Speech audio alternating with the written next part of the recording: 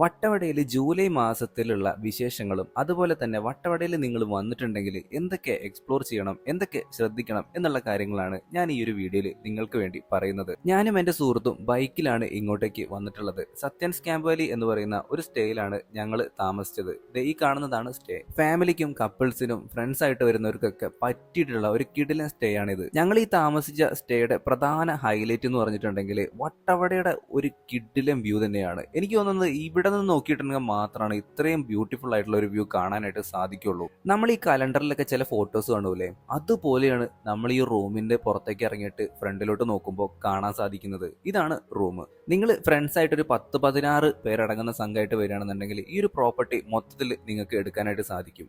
ഇതിപ്പോ പുതുതായിട്ട് തുടങ്ങിയിട്ടുള്ള ഒരു സ്റ്റേ ആണ്. എല്ലാവിധ സൗകര്യങ്ങളും അവിടെ ഉണ്ട്. വൈഫൈ ഉണ്ട്. റൂമിലെ വിശേഷങ്ങൾ കാണിച്ചു തരാം. ഇവിടെ കൈ കഴുകാനായിട്ടുള്ള ഒരു വാഷ് ബേസിൻ ഉണ്ട്. അതിന്റെ അപ്പുറത്തായിട്ട് നല്ലൊരു കിഡിലും ബാത്റൂം ഉണ്ട്. ഹീറ്ററും കാര്യങ്ങളൊക്കെ ഉണ്ട്. അപ്പൊ ചൂടുവെള്ളം വേണ്ടവർക്ക് അങ്ങനെയുള്ള സൗകര്യവും കാര്യങ്ങളൊക്കെ ഉണ്ട്. പിന്നെ നമ്മൾ ഈ ഒരു ബെഡിൽ കിടന്നിട്ടുണ്ടെങ്കിൽ പുറത്ത് ആ ഒരു മലനിരകളിലൊക്കെ ഇങ്ങനെ കോട വന്നു പോകുന്നൊക്കെ കാണാൻ പറ്റും. അടിപൊളി. ഇവിടെ ഗ്ലാസ് ആണ് വെച്ചിരിക്കുന്നത്, കണ്ടോ?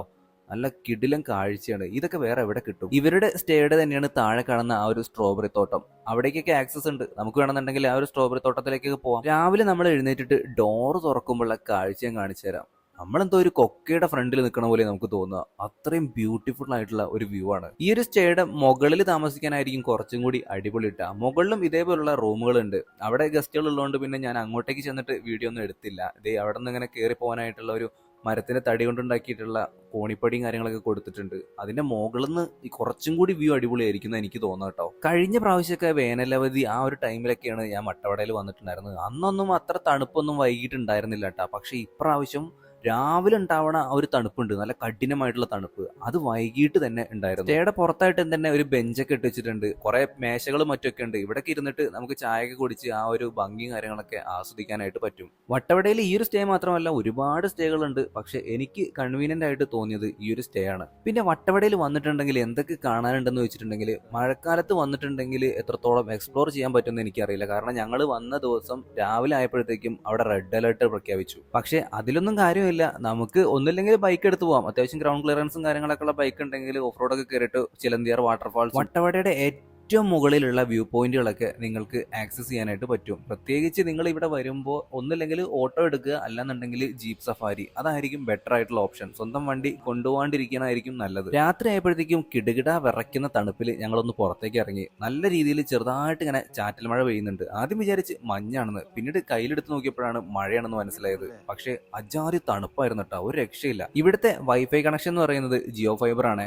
ഇവിടെ ജിയോയ്ക്ക് മാത്രം നല്ല റേഞ്ച് ഉണ്ട്. എയർടെലിനൊന്നും റേഞ്ച് ഇല്ല. ഇനി രാവിലെ എഴുന്നേറ്റപ്പോ എടുത്ത ഫൂട്ടേജ് കാണിച്ചു തരാം. ചവിട്ടി ഇവിടെ ഇല്ല. ഞങ്ങൾ ഇവിടെ വെച്ചിരുന്ന ചെരുപ്പുകളൊന്നും കാണാനില്ല. ഒക്കെ പറന്നു പോയേക്കാണ്. അജാതി കാറ്റായിരുന്നു. കുറച്ചും കൂടി ഒന്ന് കാറ്റടിച്ചിരുന്നെങ്കിൽ ഈ ഒരു ചെരുപ്പൊക്കെ അപ്പുറത്തുള്ള ആ ഒരു സ്ട്രോബെറി തോട്ടത്തിലേക്ക് എത്തിയിരുന്നു. ഈ ഒരു ഫൂട്ടേജ് എടുക്കുമ്പോഴൊന്നും ഇവിടെ റെഡ് അലേർട്ട് ആണെന്നുള്ള കാര്യം എനിക്ക് അറിയില്ലായിരുന്നു കേട്ടാ. പിന്നീട് ഞങ്ങൾ ഫുഡൊക്കെ കഴിക്കാനായിട്ട് ഹോട്ടലിലേക്കൊക്കെ ചെന്നപ്പോഴാണ് സംഭവം അറിയുന്നത്. റൂമിന്റെ പ്രത്യേകത ഞാൻ പറയണ്ടല്ലോ. അത്യാവശ്യം ചാർജ് ചെയ്യാനായിട്ടുള്ള ഒരുപാട് സ്ലോട്ടുകളും കാര്യങ്ങളുണ്ട്. ഒരു കെറ്റിലുണ്ട്. നിങ്ങൾക്ക് ചായപ്പൊടിയും പഞ്ചസാരയൊക്കെ കൊണ്ടുവരണമെന്നുണ്ടെങ്കിൽ ചായ ഇട്ട് തിളപ്പിക്കാം. പിന്നെ ഈ ഒരു കർട്ടൻ മാറ്റിയ ഈ ഒരു അടിപൊളി വ്യൂ. ബെഡിൽ കിടന്നിട്ടുണ്ടെങ്കിൽ ഇതേ ഇങ്ങനെ ആയിരിക്കും. റെഡ് അലേർട്ട് ആയതുകൊണ്ട് തന്നെ പെട്ടെന്ന് കറണ്ട് പോയി. അങ്ങനെ ഞാൻ വീണ്ടും പുറത്തേക്ക് ഇറങ്ങി. ഇപ്പൊ ഏകദേശം രാവിലെ 6 മണി എങ്ങാണ്ടാണ് സമയം. പുറത്താണെന്നുണ്ടെങ്കിൽ ഒടുക്കത്തെ തണുപ്പാണ്. ഞാൻ ജാക്കറ്റ് ഇടാണ്ട് പുറത്തിറങ്ങിയേക്കണേ. അതുകൊണ്ട് പിന്നെ പറയേ വേണ്ട. ഇന്നലെ വൈകിട്ടൊക്കെ നല്ല കോടയും കാര്യങ്ങളൊക്കെ ഉണ്ടായിരുന്നത്. ഇപ്പൊ മുകളിൽ ഏറ്റവും മലമുകളിലായിട്ട് ഇച്ചിരി കോടയും കാര്യങ്ങളൊക്കെ വന്നു തുടങ്ങിയിട്ടുണ്ട്. നമ്മൾ ഈ ഫ്രണ്ടിൽ കാണുന്ന മലകളുടെ ഒക്കെ നടുവിലായിട്ട് ഒരുപാട് വെള്ളച്ചാട്ടങ്ങളുണ്ട്. മഴക്കാലമായതുകൊണ്ടാണ് ഇതൊക്കെ കറക്റ്റ് ആയിട്ട് കാണാൻ പറ്റുന്നത്. നമ്മൾ ഈ ഒരു സ്റ്റേയിൽ നിന്നിട്ട് താഴേക്ക് നോക്കുമ്പോൾ കാണുന്ന ഏറ്റവും വലിയ മെയിൻ ഹൈലൈറ്റ് എന്ന് പറയുന്നത് ആ ഒരു തട്ടായിട്ടുള്ള കൃഷികളും പിന്നെ ഏറ്റവും നടുവിലായിട്ട് വീടുകൾ വെച്ചിരിക്കുന്നതാണ്. കുറച്ചു നേരം ഞാൻ അവിടെ തന്നെ നിന്ന് ഇങ്ങനെ വ്യൂവും കാര്യങ്ങളൊക്കെ ആസ്വദിച്ചതിന് ശേഷം നേരെ സ്ട്രോബെറി തോട്ടത്തിലേക്കാണ് ഇറങ്ങി. നല്ല പഴുത്ത് നിൽക്കുന്ന സ്ട്രോബെറി. പക്ഷേ നമ്മൾ ഈ ഒരു മഴക്കാല സീസണിൽ വട്ടവടയിൽ പോയിട്ട് സ്ട്രോബെറി വാങ്ങുമ്പോൾ ഇത് ജൈവവളം ഉപയോഗിച്ചിട്ടാണ് ഇവർ ചെയ്യുന്നത്. അതുകൊണ്ട് തന്നെ ഒരു ദിവസമൊക്കെ ലൈഫ് ഉണ്ടാവുള്ളൂ. പ്രത്യേകിച്ച് നമ്മൾ നല്ല തണുപ്പിൽ വെക്കുകയാണെന്നുണ്ടെങ്കിൽ കുഴപ്പമുണ്ടാവില്ല. മഴക്കാലമായതുകൊണ്ട് തന്നെ ഇതിങ്ങനെ വെള്ളം വലിച്ചെടുത്തിട്ടുണ്ടാവും എന്നാണ് അറിയാൻ കഴിഞ്ഞത്. അവിടുത്തെ ചേട്ടന്മാരോട് ചോദിച്ചപ്പോൾ അവരങ്ങനെ പറഞ്ഞത്. അതായത് ഈ വെള്ളം ഇങ്ങനെ വലിച്ചെടുത്തിട്ട് സ്ട്രോബെറി ഇങ്ങനെ വീർത്തിരിക്കുകയായിരിക്കും. ഇത് നമ്മൾ ബസ്സിലൊക്കെ പോകുകയാണെന്നുണ്ടെങ്കിൽ അടിമാലി കഴിയുമ്പോഴത്തേക്കും നമ്മുടെ ടെമ്പറേച്ചറും കാര്യങ്ങളൊക്കെ നല്ല ചൂടുള്ളതാവുമല്ലോ. അപ്പോഴത്തേക്കും ഈ സാധനം അളിഞ്ഞു പോകത്രേ. അപ്പൊ അതിന് നല്ലത് ഒന്നില്ലെങ്കിൽ നിങ്ങൾ കാറിൽ ഫ്രീസർ സംഭവം ഉണ്ടെങ്കിൽ എ സിയിലേക്ക് വെക്കുകയാണെന്നുണ്ടെങ്കിൽ കുഴപ്പമില്ലായിരിക്കും. എന്നാലും സ്വന്തം റിസ്കിൽ അവിടെ നിന്ന് മേടിച്ചിട്ട് കൊണ്ടുപോവുക. ഈ ഒരു ആംബിയൻസും അതുപോലെ തന്നെ ഈ ഒരു ഫീലിംഗ് ഒന്നും മൂന്നാറിൽ നമ്മൾ പോയി നിൽക്കുമ്പോഴും നമുക്ക് കിട്ടില്ല. മൂന്നാറിന്റെ തിരക്കുകൾ നിന്നൊക്കെ മാറിയിട്ട് വട്ടവടയിൽ വന്ന് താമസിക്കുമ്പോഴാണ് പ്രൈവസി, പിന്നെ അതുപോലെ തന്നെ നല്ല കൂളായിട്ടുള്ള അന്തരീക്ഷം, പിന്നെ ഒരു തരത്തിലുള്ള ശല്യങ്ങളോ ഒന്നും ഉണ്ടാവില്ല. നല്ല പ്രകൃതിയുടെ രാവിലെ തന്നെ എഴുന്നേൽക്കുമ്പോൾ തന്നെ നല്ല അടിപൊളി സൗണ്ട്, അങ്ങനെയുള്ള കാര്യങ്ങളൊക്കെയാണ്.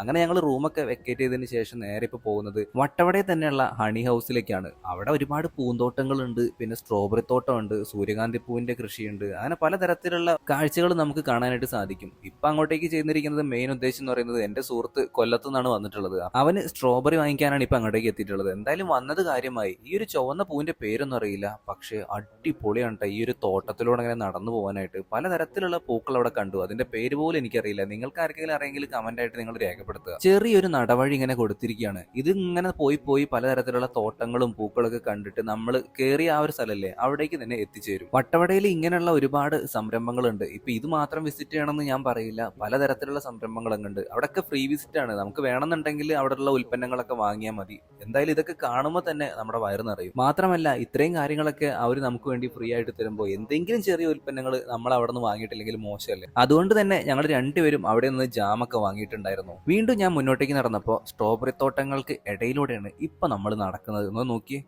പല സ്ഥലങ്ങളിലും നല്ല രീതിയിൽ ചളി പിടിച്ച് കിടക്കുകയാണ്. കാരണം മഴ സീസൺ ആയതുകൊണ്ട് അങ്ങനെയാണ്, പറഞ്ഞിട്ട് കാര്യമില്ല. അങ്ങനെ സ്ട്രോബെറി തോട്ടങ്ങളൊക്കെ അടുത്ത് കണ്ട് വീണ്ടും വീണ്ടും നടന്ന് മുന്നോട്ടേക്ക് തന്നെ പോവാണ്. സ്ട്രോബെറി ആവുന്നതിന് മുമ്പുള്ള ആ ഒരു പൂവ് നോക്കിയേ. എന്റെ അറിവ് ശരിയാണെന്നുണ്ടെങ്കിൽ ഈ ഒരു പൂവാണ് പിന്നീട് സ്ട്രോബെറി ആയിട്ട് മാറുന്നത്.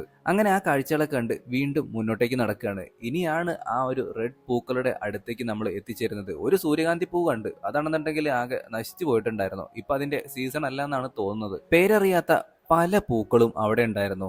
അതെല്ലാം കൗതുകത്തോടും പിന്നെ നമ്മൾ വീഡിയോ ഒക്കെ എടുത്ത് വീണ്ടും വീണ്ടും മുന്നോട്ടേക്ക് തന്നെ യാത്ര. ഈ പൂക്കളൊന്നും തന്നെ ഞാൻ നമ്മുടെ നാട്ടിൽ കണ്ടിട്ടില്ല. ചിലപ്പോൾ ഇവിടത്തെ ഈ ഒരു ക്ലൈമറ്റിൽ വളരുന്ന പൂക്കളാവാം. ഇനിയാണ് മക്കളെ ആ ഒരു ചുവന്ന പൂക്കളുടെ ആറാട്ട്. ദേ ഇങ്ങനെ നടന്ന് അങ്ങേ അറ്റം വരെ അതിന്റെ ഇടയിൽ കൂടെ അങ്ങനെ നടന്നു പോകാൻ പറ്റും. അതിന്റെ നടുവിലായിട്ട് ഇതിന്റെ ചെറിയ ആ ഒരു എതളുകൾ ഉണ്ടല്ലോ, അതൊക്കെ വീണ് കിടക്കുന്നുണ്ട്. തൊട്ടപ്പുറത്തായിട്ട് ഈ കുട്ടികൾക്ക് വേണ്ട സാധനങ്ങൾ, പാവകള് എല്ലാം ഒരു സ്റ്റാള് പോലെ സെറ്റാക്കി വെച്ചിട്ടുണ്ട്. ഏത് സമയത്ത് പോയിട്ടുണ്ടെങ്കിലും ഇങ്ങനെ ഒരു കാഴ്ച കാണാൻ പറ്റുമെന്ന് എനിക്കറിയില്ല. ചിലപ്പോൾ ഈ ഒരു സീസണിന്റെ പ്രത്യേകതയാവാം. നമ്മൾ ഈ നിൽക്കുന്ന ഈ ഒരു സ്ഥലം ഉണ്ടല്ലോ, അതിന് ചുറ്റുമായിട്ട് നല്ല ഭീമൻ മലകളുണ്ട്. അതിന് നടുവിലായിട്ടാണ് ഈ ഒരു സ്ഥലം മൊത്തം ഉള്ളത്. ഞാൻ നേരത്തെ പറഞ്ഞില്ല, ഈ ഒരു ചുവന്ന പൂക്കളുടെ ചുവന്ന എതളുകൾ നമ്മൾ ഈ നടക്കുന്ന സ്ഥലത്ത് ഇങ്ങനെ കൊഴിഞ്ഞു കിടക്കുന്നുണ്ട്. അതിലൂടെയാണ് ഇപ്പൊ നമ്മൾ നടന്നു പോകുന്നത്. അത് കറക്റ്റ് ആയിട്ട് ഞാൻ കാണിച്ചു തരാട്ടാ. കാണുമ്പോൾ തന്നെ എനിക്ക് മനസ്സിലാവും എത്രത്തോളം ഉണ്ട്. കണ്ടോ, ചെറിയ പൊട്ട് പോലെ ഇങ്ങനെ വീണ് കിടക്കുകയാണ്. ഇത്രയും പ്രായമായിട്ടും എനിക്ക് ഇവിടെ വന്നിട്ട് ഭയങ്കരമുള്ള സന്തോഷമാണ് കിട്ടുന്നത്. അപ്പൊ ഈ ചെറിയ കുട്ടികളൊക്കെ ഈ ഒരു കാഴ്ചകളൊക്കെ കാണിക്കാനായിട്ട് കൊണ്ടുവന്നിട്ടുണ്ടെങ്കിൽ ഒന്ന് ആലോചിച്ച് നോക്കി. വട്ടവട എന്ന് പറയുന്ന ഒരു ഗ്രാമം തന്നെ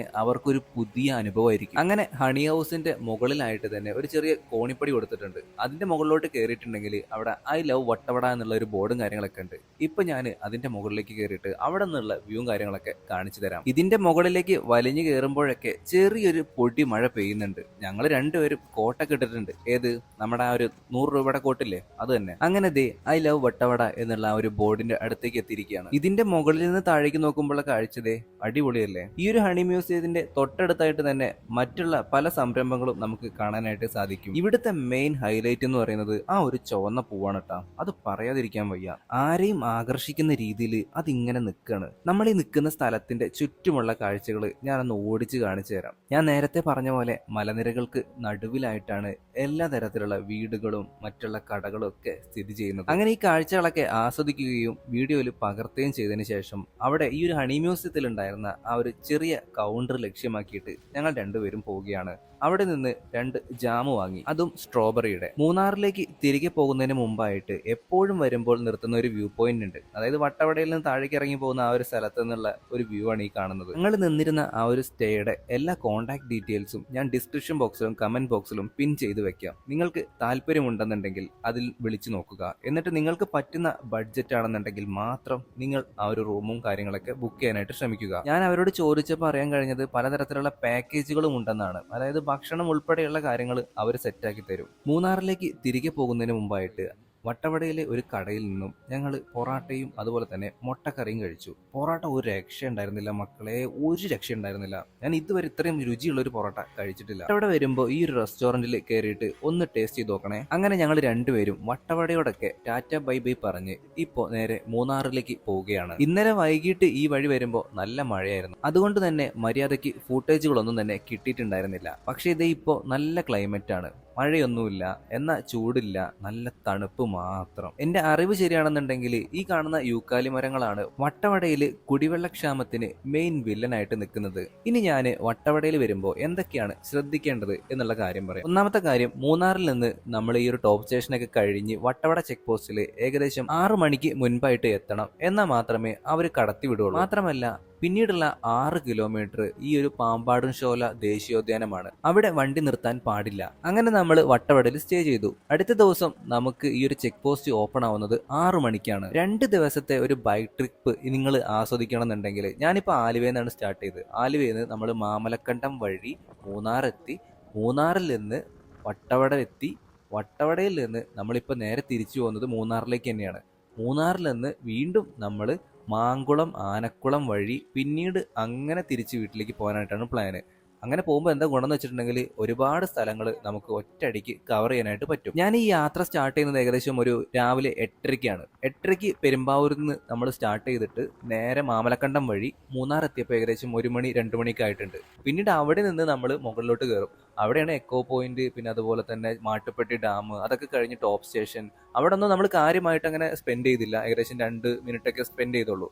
ഇപ്പം നമ്മൾ ടോപ്പ് സ്റ്റേഷനിലേക്കാണ് എത്തിയിരിക്കുന്നത്. അവിടെ നിന്ന് ആരും വന്നിട്ടുണ്ടായിരുന്നില്ല, അത്രയും രാവിലെയാണ് ഞങ്ങൾ പോയിട്ടുണ്ടായിരുന്നത്. ഇത് തിരിച്ചു വരുമ്പോഴാണ് ഇതൊക്കെ കയറുന്നത്. കാരണം നമുക്ക് 6 മണിക്ക് മുമ്പായിട്ട് വട്ടവടയിലുള്ള ആ ഒരു ചെക്ക് പോസ്റ്റിലേക്ക് എത്തണം, എന്നാൽ മാത്രമേ നമുക്ക് അവിടെ നിന്ന് അങ്ങോട്ടേക്ക് വട്ടവടയിലേക്ക് പോകാൻ പറ്റുള്ളൂ. പിന്നീട് നമ്മൾ അടുത്ത ദിവസം വട്ടവടയിൽ നിന്ന് തിരിച്ച് മൂന്നാറിലേക്ക് വരുമ്പോൾ ഇതൊക്കെ നല്ല അടിപൊളിയായിട്ട് ആസ്വദിക്കാനായിട്ട് പറ്റും. ഇപ്പൊ ഞങ്ങൾ ടോപ്പ് സ്റ്റേഷനിലേക്ക് എത്തിയിരിക്കുകയാണ്. അതായത് വട്ടവടയിൽ നിന്ന് രാവിലെ ഏകദേശം ഒരു 8 മണി 9 മണി നമുക്ക് ഇറങ്ങി ഇവിടെ ടോപ്പ് സ്റ്റേഷനിൽ എത്തി. ടോപ്പ് സ്റ്റേഷൻ എത്തിയപ്പോൾ അധികം തിരക്കൊന്നും ഉണ്ടായിരുന്നില്ല, നല്ല അടിപൊളി കാറ്റും നല്ല ക്ലൈമറ്റും ആണ് ഉണ്ടായിരുന്നത്. ഈ ഒരു സമയത്ത് നാട്ടിലേക്ക് വിളിച്ചപ്പോൾ അവിടെ നല്ല മഴയാണെന്ന് അറിയാൻ കഴിഞ്ഞത്. പ്രത്യേകിച്ച് എറണാകുളത്തൊക്കെ റെഡ് അലർട്ട് ആണ് അത്ര. അതിന്റെയൊക്കെ ഭാഗമായിട്ടാണെന്ന് അറിയില്ല, ഇവിടെ ശക്തമായിട്ടുള്ള കാറ്റുണ്ട്. അങ്ങനെ ടോപ്പ് സ്റ്റേഷനിലെ ആ ഒരു വ്യൂ പോയിന്റ് ലക്ഷ്യമാക്കി ഞങ്ങൾ നടക്കുകയാണ്. കൊല്ലങ്ങൾക്ക് മുമ്പ് ഇവിടെ വന്നപ്പോൾ കണ്ട ആ ഒരു പട്ടിക്കുട്ടന്മാരെ ഞാൻ വീണ്ടും കണ്ടു.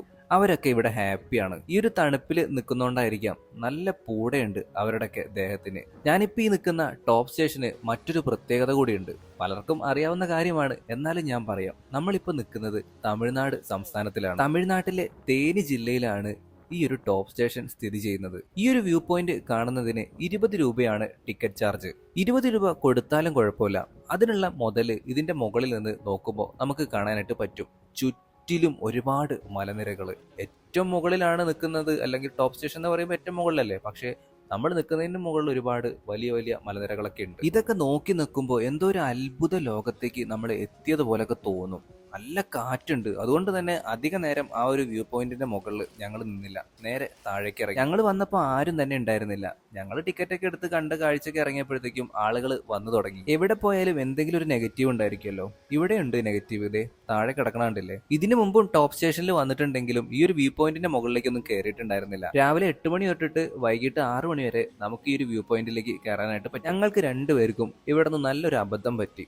ഇവിടുത്തെ ഒരു കടയിൽ നിന്ന് കുറച്ച് ചോക്ലേറ്റ്സ് വാങ്ങി. അങ്ങനെ വീട്ടിലൊക്കെ എത്തിയതിന് ശേഷം ഞാൻ ആ ചോക്ലേറ്റിലുണ്ടായിരുന്ന ആ ഒരു മാനുഫാക്ചറിങ് ഡേറ്റ് അല്ലെങ്കിൽ മാനുഫാക്ചറുടെ നെയിമൊക്കെ നോക്കിയപ്പോൾ അത് ഉണ്ടാക്കിയിരിക്കുന്നത് ആലുവയെന്നാണ് മനസ്സിലായി. അതായത് ആലുവയിൽ താമസിക്കുന്ന ഞാൻ ആലുവയിൽ ഉണ്ടാക്കിയ ചോക്ലേറ്റ് വാങ്ങാനായിട്ട് ടോപ്പ് സ്റ്റേഷനിൽ പോയ അവസ്ഥ എന്തല്ലേ. ഈ ഒരു ടോപ്പ് സ്റ്റേഷന്റെ പരിസരത്തായിട്ട് ഒരുപാട് കുരങ്ങന്മാരുണ്ട്. അപ്പൊ എല്ലാവരും നോക്കി കണ്ടും പോവാ. ഫോണും അതുപോലെ തന്നെ കണ്ണടയും കാര്യങ്ങളൊക്കെ തട്ടിപ്പറിക്കാനുള്ള ചാൻസ് കൂടുതലാണ്. നമ്മൾ ഈ മൂന്നാറിൽ നിന്ന് വട്ടവടയിലേക്ക് പോകുമ്പോൾ വളരെ കുറച്ച് സ്ഥലങ്ങളിൽ മാത്രമാണ് റോഡ് മോശമായിട്ടുള്ളത്.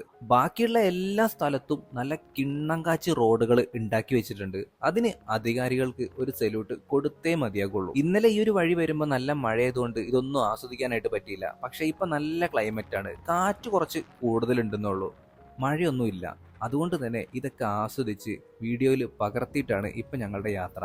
വ്യക്തമായിട്ടുള്ള പ്ലാനിങ്ങോട് കൂടിയിട്ടാണ് ഈ ഒരു യാത്ര ഞങ്ങൾ തുടങ്ങിയത്. അതുകൊണ്ട് തന്നെ യാതൊരുവിധ ബുദ്ധിമുട്ടുകളും ഈ ഒരു യാത്രയിൽ ഞങ്ങൾക്ക് ഉണ്ടായില്ല. പിന്നെ ഞാനൊരു കാര്യം പറയാം, അതൊരു ബുദ്ധിമുട്ടായിട്ടൊന്നും കരുതേണ്ട ആവശ്യമില്ല. എല്ലാവർക്കും പറ്റുന്ന ഒരു അബദ്ധം തന്നെയാണ്. പോകുന്ന വഴിയിൽ, പ്രത്യേകിച്ച് ഈ ഒരു മൂന്നാറിൽ നിന്ന് വട്ടവടയിലേക്ക് പോകുന്ന യാത്രയിൽ നമ്മൾ റോഡ് സൈഡിലൊക്കെ വണ്ടി എവിടെയെങ്കിലും നിർത്തിയിട്ടുണ്ടെങ്കിൽ ഈ ഒരു പുല്ലിൽ നിന്നും വെള്ളത്തിൽ നിന്നൊക്കെ അട്ടമേത്ത് കയറാനുള്ള ചാൻസ് വളരെ കൂടുതലാണ്. എൻ്റെ കയ്യിലും കാലിലും അട്ട നല്ല രീതിയിൽ പണി തന്നിട്ടുണ്ടായിരുന്നു. അപ്പോൾ ഒരു സാനിറ്റൈസറോ അല്ലെന്നുണ്ടെങ്കിൽ കുറച്ച് ഉപ്പോ ഒക്കെ കയ്യിൽ വെക്കുന്നത് വളരെ നന്നായിരിക്കും. പലരും ടോപ്പ് സ്റ്റേഷൻ വരെ വന്നിട്ട് പിന്നീട് തിരിച്ചു പോവാറാണ് പതിവ്. പക്ഷേ അങ്ങനെ ചെയ്യരുത്. വട്ടവടയും കൂടി നിങ്ങളൊന്ന് എക്സ്പ്ലോർ ചെയ്തിട്ട് വേണം തിരിച്ചു പോകാനായിട്ട്. കാരണം ഒരുപാട് കാഴ്ചകൾ നിങ്ങളെ കാത്തിരിക്കുന്നുണ്ട്. ഇനി ഞങ്ങളുടെ പ്ലാൻ എന്താന്ന് പറഞ്ഞിട്ടുണ്ടെങ്കിൽ നേരെ മൂന്നാർ പിടിക്കുക. മൂന്നാറിന്ന് എന്തെങ്കിലുമൊക്കെ ഒന്ന് കഴിച്ചതിന് ശേഷം നേരെ നമ്മുടെ മാങ്കുളത്തേക്ക്, അതായത് ലക്ഷ്മി എസ്റ്റേറ്റ് വഴി മാങ്കുളത്തേക്കുള്ള യാത്ര. അവിടെ നിന്ന് ഞങ്ങൾ നേരെ പോകുന്നത് ആനക്കുളത്തേക്കാണ്, അതും ആനകളെ കാണാനായിട്ട്. ഞാൻ ഈ പറയുന്ന പ്ലാൻ അനുസരിച്ചാണ് നിങ്ങൾ ട്രിപ്പിന് പോകുന്നതെങ്കിൽ, അതും 2 ദിവസത്തിനായിട്ട്, ഈ ഒരു തിരിച്ചു പോകുമ്പോൾ നമുക്ക് ഒരുപാട് സമയം കിട്ടും പല സ്ഥലങ്ങളിൽ സ്പെൻഡ് ചെയ്യാനായിട്ട്. പോകുമ്പോഴും കിട്ടും, പക്ഷേ നല്ല മഴയാണെന്നുണ്ടെങ്കിൽ അതൊന്നും ആസ്വദിക്കാനായിട്ടോ അല്ലെന്നുണ്ടെങ്കിൽ അവിടെ ഒന്ന് ഇറങ്ങാനായിട്ടോ നമുക്ക് സാധിക്കില്ല. പക്ഷേ ഈ ഒരു തിരിച്ചു വരുന്ന വഴിയിൽ നമുക്ക് ഇതൊക്കെ നല്ല അടിപൊളിയായിട്ട് ആസ്വദിക്കാൻ പറ്റും. നമ്മുടെ അടുത്ത വീഡിയോ എന്ന് പറയുന്നത് മൂന്നാറിൽ നിന്ന് ലക്ഷ്മി എസ്റ്റേറ്റ് വഴി മാങ്കുളത്തേക്കുള്ള യാത്രയാണ്. ഒരു രക്ഷയില്ലാത്ത അനുഭവമാണ് അതുവഴി പോയിട്ടുണ്ടെങ്കിൽ നമുക്ക് കിട്ടുക. സാധാരണ നമ്മൾ താഴേക്ക് ഇറങ്ങി പോകുന്നത് അടിമാലി അങ്ങനെ ഇറങ്ങി പോകാറില്ലേ പതിവ്. പക്ഷേ ഈ ഒരു മൂന്നാറിൽ നിന്ന് ലക്ഷ്മി എസ്റ്റേറ്റ് വഴി ഇങ്ങനെ മാങ്കുളം പോയി ആനക്കുളത്ത് ഒരു ദിവസം നിന്ന് അതിനുശേഷം പിറ്റേ ദിവസം അടിമാലി ടച്ച് ചെയ്യാണ്ട് തന്നെ നേരെ കോതമംഗലത്തേക്ക് പോകുന്ന ഒരു റൂട്ട്, അങ്ങോട്ടേക്കാണ് ഇനി നമ്മുടെ യാത്ര. ഈ കാഴ്ചകളൊക്കെ വട്ടവടയിൽ നിന്ന് നമ്മൾ തിരിച്ച് മൂന്നാറിലേക്ക് പോകുമ്പോൾ കാണുന്നതാണ്. എവിടെ നോക്കിയാലും ഒരു വ്യൂ പോയിന്റ് ഉണ്ടാവും. അവിടെയാണെന്നുണ്ടെങ്കിൽ ഒരു ചായക്കടയും. അങ്ങനെ അവിടെ നിന്നും ഒരു ചായയൊക്കെ കുടിച്ച് വീണ്ടും ഞങ്ങൾ യാത്ര തുടർന്നു. ഇനി നമുക്ക് കാണാനായിട്ടുള്ളത് എക്കോ പോയിന്റ് ആണ്. കഴിഞ്ഞ ദിവസം വന്നപ്പോൾ ഏകദേശം 2 മിനിറ്റ് 3 മിനിറ്റ് മാത്രമേ ഞങ്ങളവിടെ സ്പെൻഡ് ചെയ്തിട്ടുണ്ടായിരുന്നുള്ളൂ. കൂടുതൽ ആളുകളും ഉണ്ടായിരുന്നു. പക്ഷേ ഇന്നത്തെ ദിവസം രാവിലെ ഏകദേശം ഒരു 9:30-10 മണിയായിട്ടുള്ളൂ. ഇവിടെ ഒരു മനുഷ്യനും ഇല്ല. നല്ല അടിപൊളിയായിട്ട് ആസ്വദിക്കാനും പറ്റി. അവിടെ നിന്ന് കുറച്ചു നേരം ഞങ്ങൾ റീൽസും വീഡിയോസൊക്കെ എടുത്തുകൊണ്ടിരിക്കുമ്പോഴാണ് ഒരു ഫോട്ടോ എടുക്കുന്ന ചേട്ടൻ വന്നത്. പുള്ളിക്കാരൻ എനിക്കൊരു 30 രൂപയ്ക്ക് നല്ലൊരു കിടിലൻ ഫോട്ടോയും എടുത്തു തന്നു. ഈ ഒരു യാത്രയിൽ നമ്മൾ എവിടെയും ആനനെ കണ്ടിട്ടുണ്ടായിരുന്നില്ല. അഷ്കർ ആണെന്നുണ്ടെങ്കിൽ അതിൻ്റെ അടുത്ത് ചോദിക്കുകയും ചെയ്തു. വീണ്ടും ഞങ്ങൾ മുന്നോട്ടേക്ക് പോയപ്പോൾ മൂന്നാർ നമ്മൾ പോകുമ്പോൾ കാണാറുള്ള ആ ഒരു പുൽത്തകിടിയൊക്കെ ഉണ്ടല്ലോ, അവിടെയായിട്ട് ഒരു ആന ഉണ്ടായിരുന്നു. അങ്ങനെ ഈ ഒരു യാത്രയിൽ ആനയെ കണ്ടില്ല എന്നുള്ളൊരു പരിഭവം തീർന്നിരിക്കുകയാണ്. ഇനി ഞങ്ങൾ ചെല്ലുന്നത് എങ്ങോട്ടാണെന്ന് നിങ്ങൾക്ക് ഊഹിക്കാമല്ലോ. മൂന്നാർ വന്നിട്ടുണ്ടെങ്കിൽ ഇവിടെ എന്തായാലും വരണം. ഒരു പൊടി മഴയത്ത് നല്ല കിടിലൻ ചായയും കുടിച്ച് ഞങ്ങൾ അങ്ങനെ നിൽക്കുകയാണ്. ഇവിടെ നിന്ന് വീട്ടിലേക്ക് ചായപ്പൊടിയും വാങ്ങാൻ മറന്നില്ല. അടുത്ത വീഡിയോയിൽ ലക്ഷ്മി എസ്റ്റേറ്റിലൂടെയുള്ള കിടിലൻ യാത്രയാണ്. അപ്പോൾ വീഡിയോ ഇഷ്ടപ്പെട്ടിട്ടുണ്ടെങ്കിൽ ലൈക്ക് ചെയ്യാനും ഷെയർ ചെയ്യാനും സബ്സ്ക്രൈബ് ചെയ്യാനും മറക്കണ്ട.